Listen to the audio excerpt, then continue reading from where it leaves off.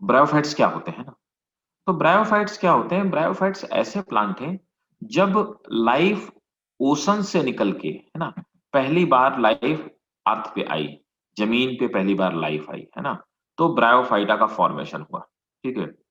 अब ब्रायोफाइटा को हम एम्फीबियन कहते हैं। अब एम्फीबियन कहने के पीछे लॉजिक क्या है, हम क्यों ब्रायोफाइटा को एम्फीबियन कहते हैं, पहले इस बारे में बात करते हैं। देखिए, होता क्या है कि देखो, ब्रायोफाइट्स, ब्रायोफाइट से पहले एल्गी जितने सारे प्लांट थे, है ना, तो एल्गी तो मैक्सिमम आपने देखा कि वो वाटर में ही पाए जाते थे, रेयरली लैंड में पाए जाते थे, और जो लैंड में पाए जाते थे उनको भी मॉइस्चर चाहिए। ठीक है। ब्रायोफाइट ऐसे प्लांट थे जो वाटर में नहीं पाए जाते, लेकिन ये ऐसी एरिया में पाए जाते हैं जहां पे नमी होती है ना। तो ब्रायोफाइट्स की खास बात क्या है? ब्रायोफाइट को हम लोग बोलते हैं amphibian of plant kingdom.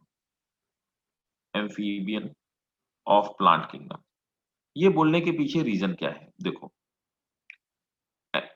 Amphibian क्या होते हैं? जैसे फ्रॉग, है ना।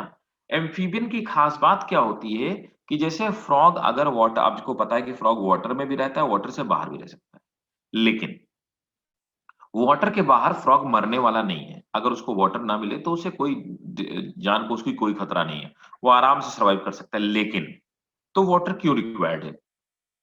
They can't reproduce, they can't reproduce without water. क्यों भाई? ऐसा क्यों है, क्यों नहीं कर सकते विदाउट वाटर? ठीक। अब जो लोग एनिमल किंगडम पढ़ चुके हैं वो लोग समझ गए होंगे। देखो, एक्चुअली क्या होता है कि जैसे फ्रॉग होता है, फ्रॉग अपने एग, जो फीमेल होती है वो अपने एग को वाटर में ऐसे छोड़ देती है, और जो मेल होते हैं वो स्पर्म को वाटर में छोड़ देते हैं। तो स्पर्म और एग वाटर में बाहर फ्यूज होते हैं, वाटर से तैर करके स्पर्म तक पहुंच पाते हैं, कोई दूसरा तरीका नहीं। इसी तरह से जो ब्रायोफाइट्स हैं, इन प्लांट में भी क्या खास बात है कि वाटर अगर नहीं होगा तो ब्रायोफाइट में मेल के स्पर्म तैर के फीमेल तक नहीं पहुंच पाएंगे और रिप्रोडक्शन नहीं हो पाएगा। तो एम्फीबियन और ब्रायोफाइट में एक खास बात है। एम्फीबियंस वो एनिमल होते हैं जो बिना वाटर के रिप्रोडक्शन नहीं कर सकते, और ब्रायोफाइट वो प्लांट होते हैं जो बिना वाटर के रिप्रोडक्शन नहीं कर सकते। इसीलिए दोनों में सिमिलरिटी होने की वजह से हम ब्रायोफाइट्स को एम्फीबियन ऑफ प्लांट किंगडम कहते हैं। ठीक है। अब देखो यहां पर भी क्या बात है। अभी तक हमने देखा कि एल्गी में मैंने आपको बताया था कि एल्गी कैसे है। एल्गी थैलस लाइक बॉडी है, थैलस लाइक बॉडी, मतलब there is no differentiation, means no root, stem and leaves differentiation. यहां पर रूट, स्टेम और लीव्स का कोई डिफरेंशिएशन नहीं पाया जाता। इसी तरह से ब्रायोफाइट में भी क्या है,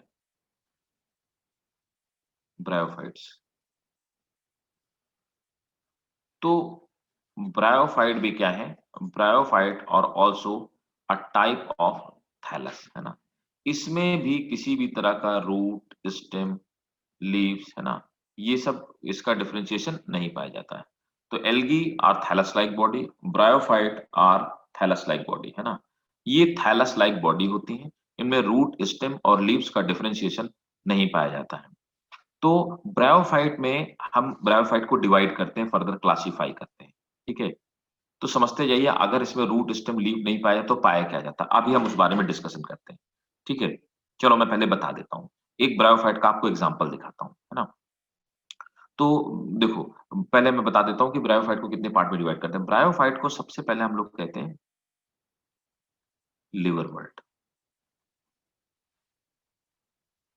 ठीक है। फिर आते हैं हॉर्न वर्ट। ठीक है। पहले आते हैं लिवर वर्ट आते हैं, और फिर आते हैं हॉर्न वर्ट आते हैं, और फिर आते हैं थर्ड में मॉसस।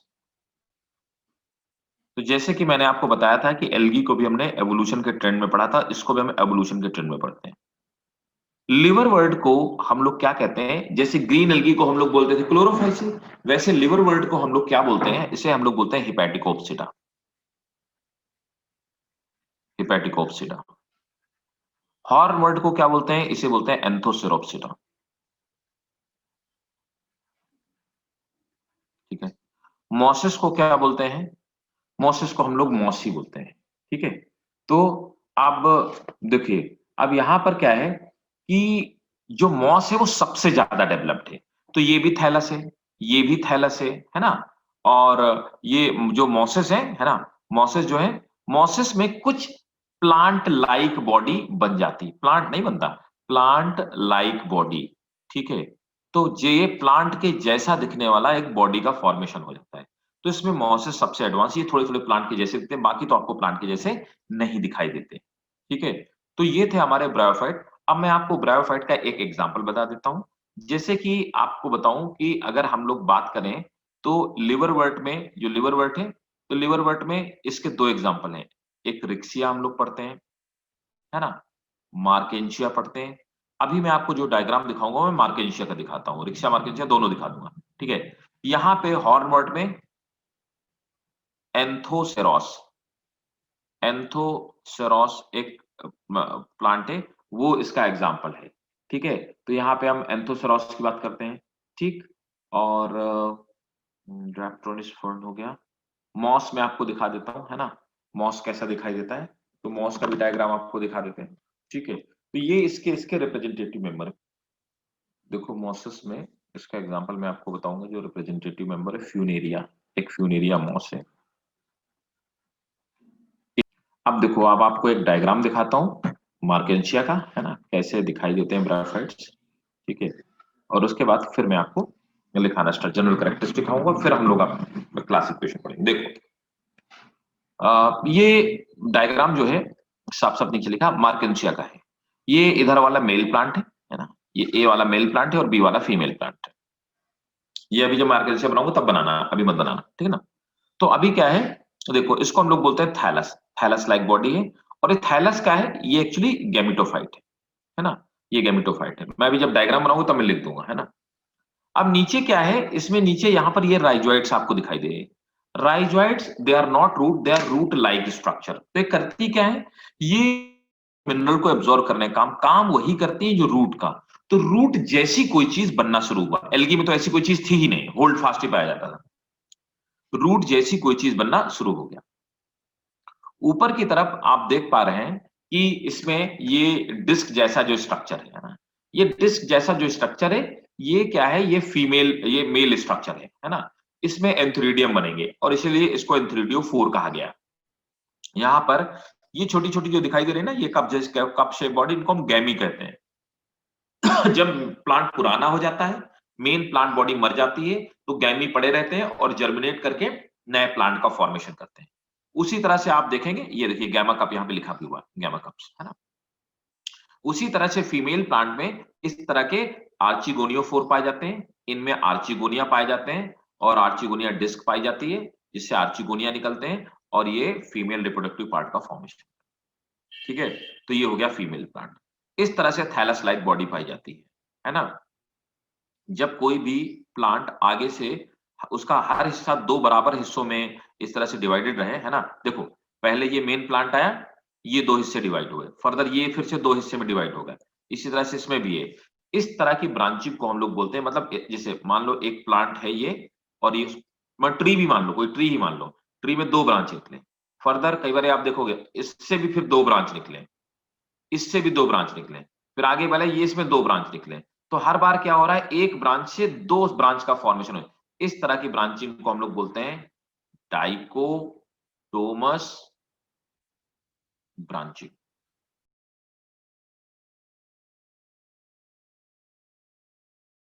ठीक है, दिस इज डाइकोटोमसली ब्रांचिंग, है ना। तो चलो जनरल कैरेक्टरिस्टिक लिखा जाए, फिर स्टार्ट किया जाए। चलिए नोट करना स्टार्ट कीजिए। Bryophytes general characteristic.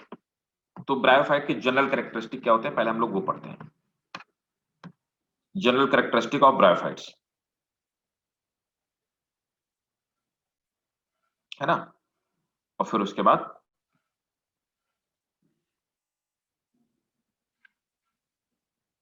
पहला first, bryophytes are non vascular terrestrial plant. Bryophytes are non-vascular terrestrial plant,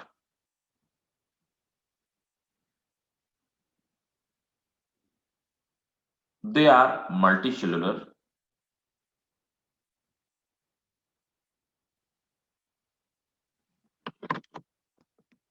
and they are multicellular and main plant body is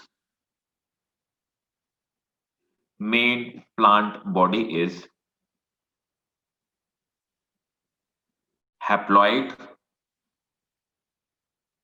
gametophyte। तो जो ग्रीन ग्रीन प्लांट बॉडी है ये haploid है और gametophyte है। Next point,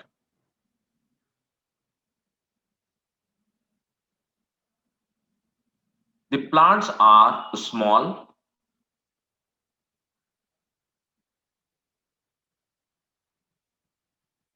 the plants are small, the maximum height they achieve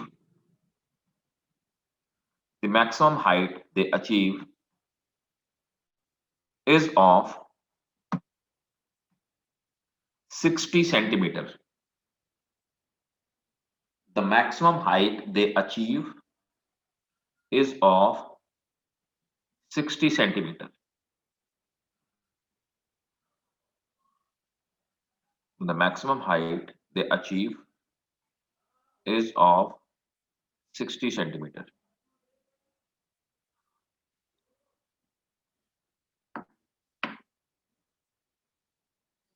Full stop।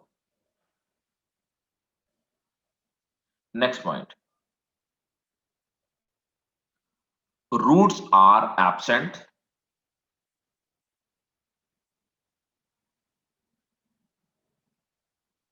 comma instead roots are absent and instead they have rhizoid, roots are absent and instead they have rhizoids for absorption of water and mineral, for absorption of water and mineral। Next point, rhizoid में भी underline करेंगे, ये question कई बार पूछा गया NEET में। Rhizoids में भी यूनिसेलुलर और मल्टीसेलुलर, राइजोइड में भी यूनिसेलुलर और multicellular. Next point, accessory spores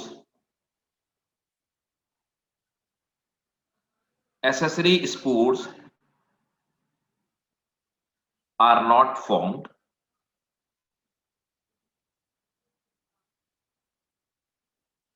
जैसे स्पोर का फॉर्मेशन हो रहा था, है ना, फंजाई में आपने देखा, जिस तरह से हम लोगों ने पढ़ा कि स्पोर फंजाई में बनते हैं, जिस तरह से कुछ स्पोर एल्गी में भी बनते हैं, उस तरह के एसेक्सुअल स्पोर्स का फॉर्मेशन यहाँ पे नहीं होता है ना। तो उनको हम क्या बोलते हैं, एसेसरी स्पोर्स। जहां नहीं समझ में बताते हैं ना, accessory spores are not form, vegetative reproduction takes place through vegetative reproduction takes place through fragmentation। मतलब एक मेन प्लांट बॉडी टूटने से में उससे नई प्लांट बॉडी बन गई। Vegetative reproduction takes place through fragmentation, ठीक है। गैमी फॉर्मेशन, गैमी आपने देखा ऊपर, ये गैमा कप्स के अंदर क्या बनते हैं, गैमी, गैमी फॉर्मेशन एंड बड ईटीसी।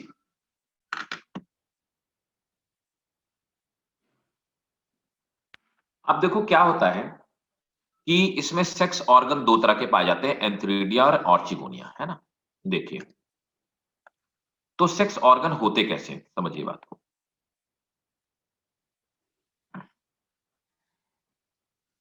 तो अब क्या होता है, इसमें दो तरह के सेक्स ऑर्गन्स पाए जाते हैं।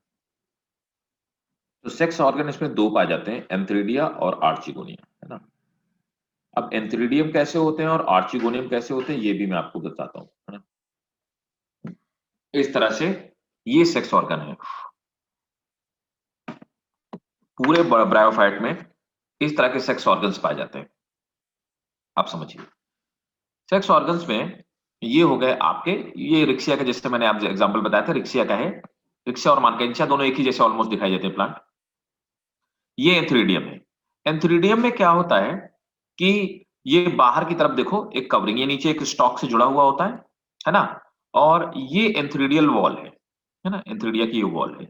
और अंदर क्या है, एंथ्रीडियल मदर है, एंड्रोसाइट मदर सेल, मतलब एंथ्रीडियम मदर सेल होते हैं, है ना।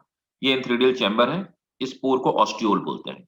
तो कुल मिलाकर के आप की ये जो एंथ्रीडियल मडल सेल है, इन्हीं से स्पर्म का फॉर्मेशन होगा। और स्पर्म इस तरह का होगा और बाइफ्लैजिलेट होगा, ठीक है। ये स्पर्म का फॉर्मेशन होता है। तो आपको कुछ नहीं करना, आपको एक ऐसा स्ट्रक्चर बनाना है ना। और इस स्ट्रक्चर के ऊपर एक ये जो सेल की लेयर बनी हुई है, मैं कलर्ड कर देता हूं आपको बनाना क्या है, ठीक है। बस आपको इतना ही बनाना है, ज्यादा कलाकारी नहीं करनी है। ये ब्लू कलर से जो मैंने सेल कर रहा हूं, ये ऊपर से सेल है। ये इनको हम स्टेराइल सेल्स बोलते हैं। ये जैकेट का फॉर्मेशन करती है, इसे हम बोलते हैं स्टेराइल जैकेट, ठीक है। तो स्टेराइल जैकेट क्यों, क्योंकि इन सेल से स्पर्म का फॉर्मेशन नहीं होगा, इसीलिए इन्हें बोलते हैं स्टेराइल जैकेट सेल। अगर कभी भी मिला हो, कभी भी लिखा हो कि स्टेराइल सेल्स हैं, तो आप ये समझ लीजिए कि उनसे स्पर्म या एग का फॉर्मेशन नहीं होने वाला, ठीक है ना। उसके बाद ये एंथ्रीडियल सेल है। एंथ्रीडियल सेल से ये स्पर्म का इस तरह से फॉर्मेशन हो जाएगा। और अंदर की तरफ आपको क्या करना है, अंदर की तरफ कुछ नहीं करना आपको। इस तरह से, इस तरह से पहले वर्टिकल लाइन खींचिए, ठीक है ना। और इस तरह से हॉरिजॉन्टल लाइन खींच दीजिए, ठीक है।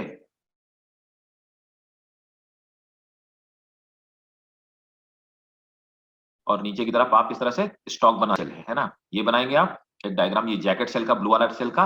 और उसके बाद जो अंदर वाला मैंने आपको अभी बना के बताया कि कैसे आपको बनाना है। इस तरह से आप ये अंदर वाला बना लीजिए, ये जो मैं पिंक कलर से कर रहा हूँ ना, इसको बना लीजिए, ठीक है। ये ये वाला पूरा बना लीजिए।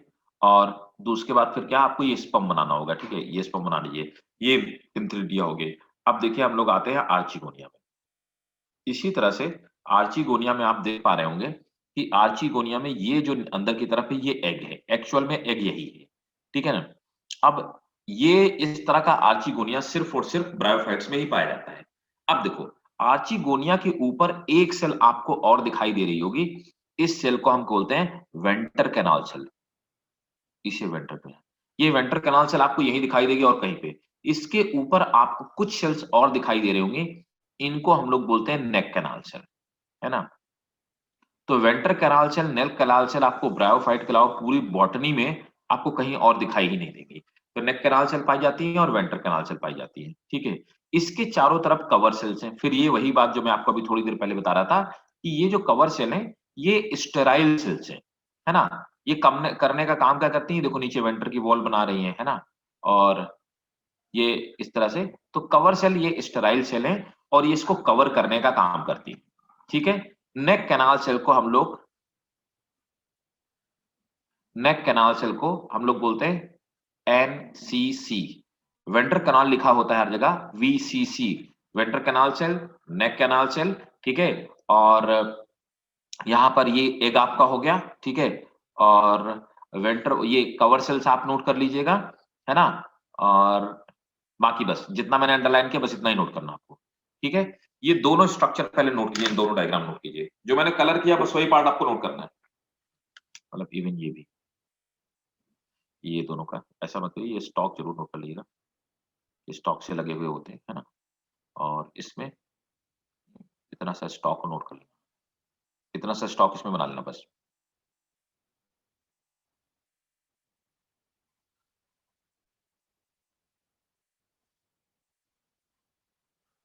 इतना ड्रॉ करो जल्दी से, है ना। और हेडिंग डालेंगे सेक्स ऑर्गन ये रिप्रोडक्टिव ऑर्गन ऑफ ब्रायोफाइट्स। चलिए नोट करना स्टार्ट करें। ठीक है, नोट कीजिए। Sex organs of bryophyte, sex organs of bryophyte are multicellular and jacketed. Sex organs of bryophyte are multicellular and jacketed. Full stop. The male organ is antheridium and female is archegonium. The male organ is antheridium and female is archegonium.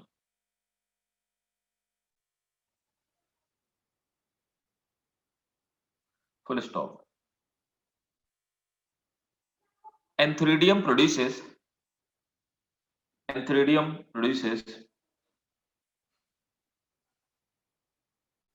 flagellated male gamete. Antheridium produces flagellated male gamete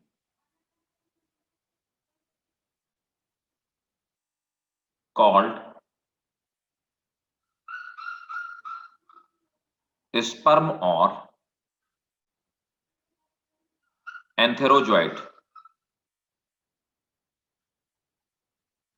Sperm or antherozoite.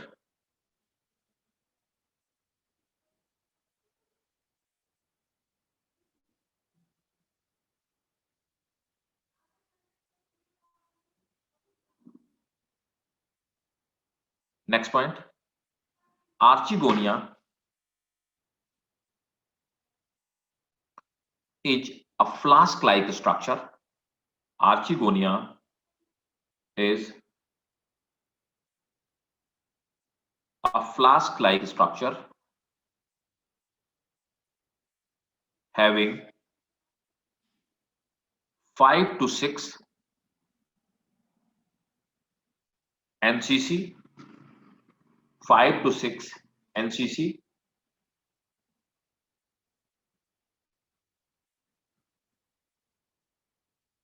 one VCC, 1, 1 VCC,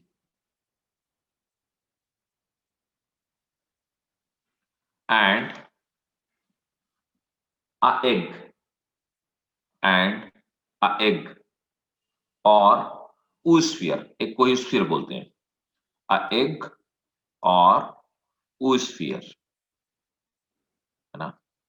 और sperm को एंथ्रोजॉइट्स बोलते हैं, एंथ्रोजॉइट, ठीक है। Sperm को एंथ्रोजॉइट बोलते हैं और एग को oosphere बोलते हैं, ठीक है। a egg और oosphere which is covered by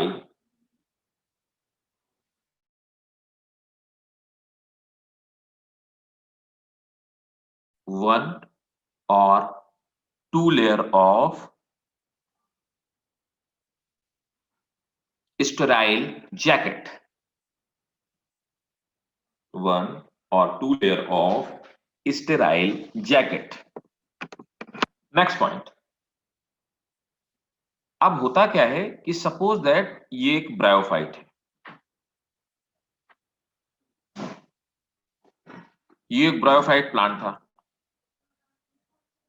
अब क्या होता है कि ये जो प्लांट बॉडी थी ये क्या है, गैमेटोफाइट है ना। जहां नहीं समझ में आए बताना, मे भी हो सकता है ना समझ में आए तो कोई दिक्कत वाली बात नहीं, ये गैमेटोफाइट प्लांट बॉडी है। गैमेटोफाइट मतलब हैप्लॉइड प्लांट बॉडी। अब क्या है, हैप्लॉइड प्लांट बॉडी के ऊपर क्या बना, ये आर्चिगोनिया, ये हैप्लॉइड आर्चिगोनिया है ना। और इसी तरह से आर्चिगोनिया और स्पर्म आपस में फ्यूज कर गए, तो दोनों फ्यूज करके क्या बनाएंगे, जाइगोट। जाइगोट कैसा हो गया, 2 एंड डेप्लॉइड हो गया, ठीक है, डेप्लॉइड हो गया। ये जाइगोट ग्रो करेगा और ग्रो करके इसके ऊपर क्या बनाएगा? स्पोरोफाइट। तो डिप्लॉयड बॉडी को हम लोग क्या बोलते हैं? स्पोरोफाइट। और हैप्लॉयड बॉडी को क्या बोलते हैं? गैमेटोफाइट। तो स्पोरोफाइट किसके ऊपर उगता है? गैमेटोफाइट के ऊपर। और ये क्या करता है? स्पोरोफाइट गैमेटोफाइट के ऊपर उगता है, और गैमेटो स्पोरोफाइट तो हरा नहीं होता है, तो क्या करता है? गैमेटोफाइट से न्यूट्रिशन लेता है। ये खुद न्यूट्रिशन लेता है, इससे न्यूट्रिशन लेता है। तो ये क्या हो गया? पैरासाइट। किसके ऊपर? गैमेटोफाइट के। तो हम कहते हैं कि ब्रायोफाइट में जो स्पोरोफाइट होता है वो गैमेटोफाइट के ऊपर पैरासाइट की तरह रहता है। तो नोट करेंगे, the sporophyte in bryophyte, the sporophyte in bryophyte is also called sporogonium. The sporophyte in bryophyte is also called sporogonium.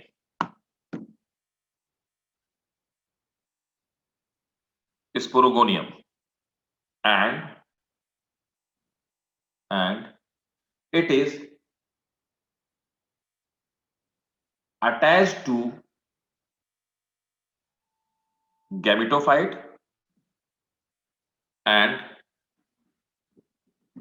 dependent on it.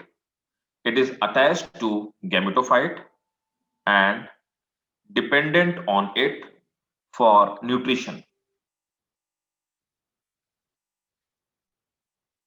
Dependent on it for nutrition. Full stop. That's why we call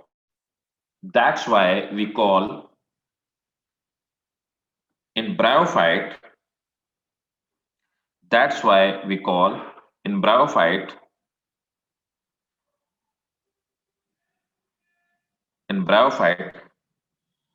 gametophyte is sporophyte is in bryophyte, sporophyte is parasite. Sporophyte is parasite on gametophyte. Sporophyte is parasite on gametophyte. Next point क्या है?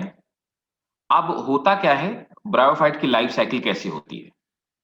क्या होता है कि जैसे देखो कि हम रिक्सिया की बात करते हैं, तो रिक्सिया में हमने देखा कि एक ये इस तरह का फीमेल प्लांट है और इस तरह से रेसेप्टिकल निकली हुई है ना, इस तरह से आर्चिगोनियम है। दूसरा हमने देखा कि एक मेल प्लांट है, इसमें डिस्क शेप एंथ्रीडियम है, ठीक है, इसके ऊपर एंथ्रीडियम। तो ये 2 ऑर्गन है। अब यहां से क्या निकला? यहां से निकला आर्चिगोनियम, है ना, और ये हो गया। और यहां से क्या निकला? स्पर्म निकला। दोनों क्या है? दोनों हैप्लॉइड हैं, आर्चिगोनियम। ये प्लांट कैसे हैं? गैमेटोफाइट। तो एक प्लांट बॉडी है जो ग्रीन है, जो वाटर एब्जॉर्ब कर रही है, तो ये हो गया गैमेटोफाइट। और गैमेटोफाइट कैसे दिखाई दे रहा है? थैलस लाइक बॉडी दिखाई दे रही है, ठीक है। गैमेटोफाइट इससे क्या बना? जाइगोट बना, है ना। जाइगोट जर्मिनेट करता है, जाइगोट से एक स्ट्रक्चर बना जिस स्ट्रक्चर को हम बोलते हैं स्पोरोफाइट। तो ये गैमेटोफाइट के ऊपर एक दूसरी प्लांट बॉडी बन गई जिसको हम क्या बोलते हैं? स्पोरोफाइट। स्पोरोफाइट दूसरे प्लांट बन गया, है ना। ये कैसा है? डिप्लॉयड है। उसके बाद स्पोरोफाइट से ये हो गया, स्पोर गिरेंगे, स्पोरोफाइट से स्पोर निकलेंगे। स्पोर कैसे होंगे? हैप्लॉइड। स्पोर कैसे होंगे? हैप्लॉइड, है ना, हैप्लॉइड स्पोर होंगे। स्पोर क्या करेंगे? जर्मिनेट करेंगे, है ना, और जर्मिनेट करके क्या बनाएंगे? ये हैप्लॉइड स्पोर जर्मिनेट करेंगे और फिर से गैमेटोफाइट बना लेंगे। तो इसकी, ठीक है ना, इसकी लाइफ साइकिल में 2 तरह के ऑर्गेनिज्म बने, एक तो गैमेटोफाइट और दूसरा क्या? स्पोरोफाइट। तो एक ब्रायोफाइट की प्लांट में 2 तरह के ऑर्गेनिज्म ने, दोनों अलग अलग दिखाई देते हैं, तो इसको क्या बोलेंगे? हेट्रोमॉर्फिक प्लांट बनते हैं। तो किसी भी ब्रायोफाइट की लाइफ साइकिल में 2 तरह के हेट्रोमॉर्फिक, हेट्रो माने अलग अलग, मॉर्फिक माने मॉर्फोलॉजिकली दिखने वाले, ठीक है ना, अलग तरह के दिखाई देने वाले 2 प्लांट। दूसरा क्या होता है? पहले गैमेटोफाइट आएगा, फिर स्पोरोफाइट, फिर गैमेटोफाइट, फिर स्पोरोफाइट। इसको हम लोग क्या बोलते हैं? अल्टरनेट। पहले क्या है? स्पोरो फिर गैमेटो, स्पोरो फिर गैमेटो, तो अल्टरनेट एक के बाद एक आता है। इस तरह की लाइफ साइकिल को हम बोलते हैं alternation of generation, of generation. ठीक है, तो हम ये कहते हैं एक लाइन में कि ब्रायोफाइट की लाइफ साइकिल कैसी होती है? The life cycle of bryophyte is heteromorphic alternation of generation. चलिए अब नोट कीजिए, bryophytes bryophytes are of three type. Bryophytes are of three type. कौन कौन से टाइप्स ऑफ ब्रायोफाइट पढ़? तो ब्रायोफाइट तीन तरह के होते हैं। फर्स्ट टाइप जो ब्रायोफाइट है उसको बोलते हैं हेपेटिकोप्सिडा।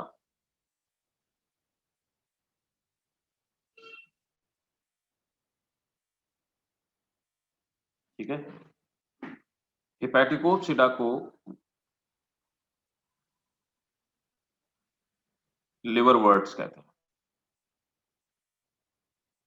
ठीक है, दूसरे नंबर पर आता है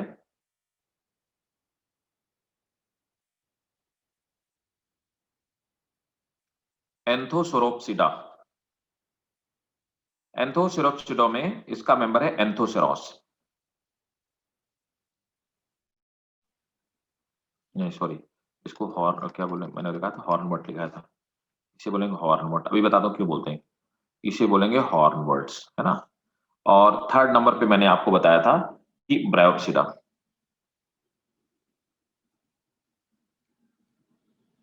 ब्रायोप्सिडा, इन्हीं को हम मुसाई मॉसस कहते हैं, मॉसस, है ना।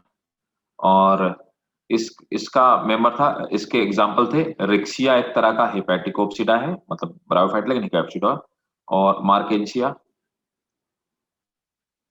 है ना। और एंथोसेरोप्सिडा में आता है एंथोसेरोस, एंथोसेरोस, और इसमें आता है फ्यूनेरिया मास में। ये एग्जाम्पल है, देयर एग्जाम्पल। ठीक है, नोट करो, फिर एक एक पढ़ते हैं। रिक्सिया बताऊंगा, मार्केंसिया बताऊंगा, और मॉसस बताऊंगा। ठीक है, रिक्शा दिखाई दिया आप लोगों को बेटा? जल्दी से रिक्शा बना डालो। Yes sir. हाँ, तो रिक्शा बना डालो, ये आपको पता होना चाहिए रिक्शा कैसा होता है, मार्केंशिया कैसा होता है। इसके जो मेन एग्जांपल्स हैं, ठीक है, देखो रिक्शा में, रिक्शा और मार्केंशिया देखो दोनों एक जैसे दिखाई दे रहे हैं, है ना। तो ये वॉच हो गया, है ना। ये ये जो है ये स्पोर्ट्स हो गए, राइजोइड्स, थैलस, ये हो गई मिडरिब, इसको हम मिडरिब बोलते हैं। ये आपके राइजोइड्स हो गए, है ना। और ये आपके यहाँ पे भी स्पोरोफाइट देखो दिखाए गए हैं, ये स्पोरोफाइट टू एंड डिप्लॉयड है ना। और ये आपकी जो बॉडी है गैमेटोफाइट है, ये हैप्लॉइड है, जिस बॉडी के ऊपर स्पोरोफाइट बन रहे हैं। ये मिडरिब हो गई। ब्रांचिंग कैसी है देखो, इसमें भी डाइकोटोमस ब्रांचिंग है, सो इट आल्सो है डाइकोटोमस ब्रांचिंग। और लाइफ साइकिल सबकी एक ही जैसी होगी, जो मैंने अभी पढ़ाया सबकी लाइफ साइकिल एक ही जैसी होगी। ठीक है, अब वो मार्केंशिया, ठीक है, रिक्शा मार्केंशिया जितने मैंने एग्जांपल बताए थे वो हमको सब एग्जांपल पढ़ने पड़ेंगे। ये मार्केंशिया, मार्केंशिया में अब मैं आपको यहां पे बता देता हूं, देखो मार्केंशिया में ये आर्चिगोनियोफोर है, ये डिस्क है, और डिस्क में यहां पर नीचे की तरफ ये लगे होंगे, यहां पे आर्चिगोनियम, आर्चिगोनियम, है ना। और यहां पर डिस्क में यहां पे निकलेंगे antheridium.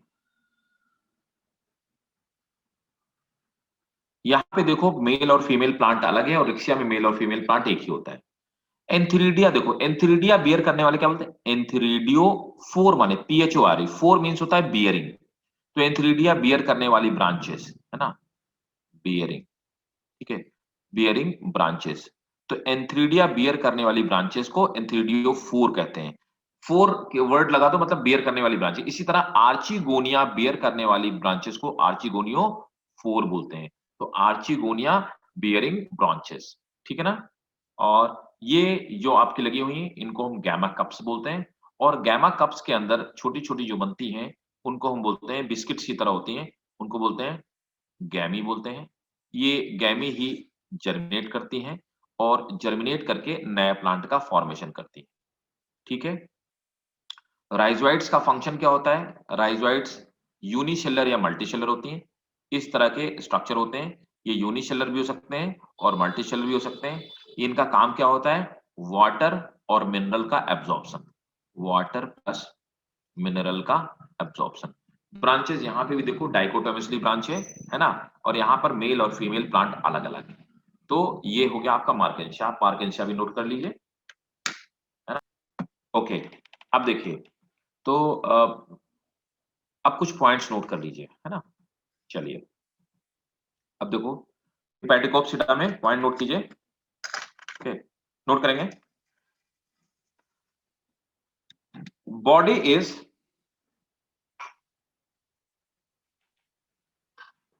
Dorsey ventral flat. Dorsal मतलब ऊपर वाला पार्ट और वेंट्रल माने नीचे वाला पार्ट, दोनों अलग-अलग हैं। ऊपर की तरफ ग्रीन है, नीचे की तरफ राइज़ोइट्स हैं। तो डॉर्सी वेंट्रल और पाम की तरह, हथेली की तरह फ्लैट है। तो क्या बोलेंगे? Body is dorsiventral flat. Next, dichotomous branch, बता चुका हूं मैं आपको, डाइकोटोमसली ब्रांच्ड। तो डाइकोटोमस ब्रांच है, ठीक है। They have unicellular, they have unicellular rhizoid, they have unicellular rhizoid, unicellular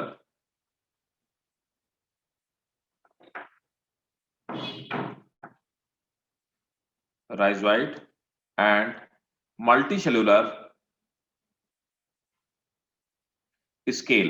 देखो स्केल ऊपर लीव्स की जैसे इस तरह के स्ट्रक्चर, हेयर लाइक स्ट्रक्चर पाए जाते हैं। तो स्केल जो होते हैं दे आर, इनका फंक्शन लीफ की तरह फंक्शन करते हैं। तो स्केल ये फोटोसिंथेसिस का काम करते हैं and they are green in colour, they are green in colour and photosynthetic.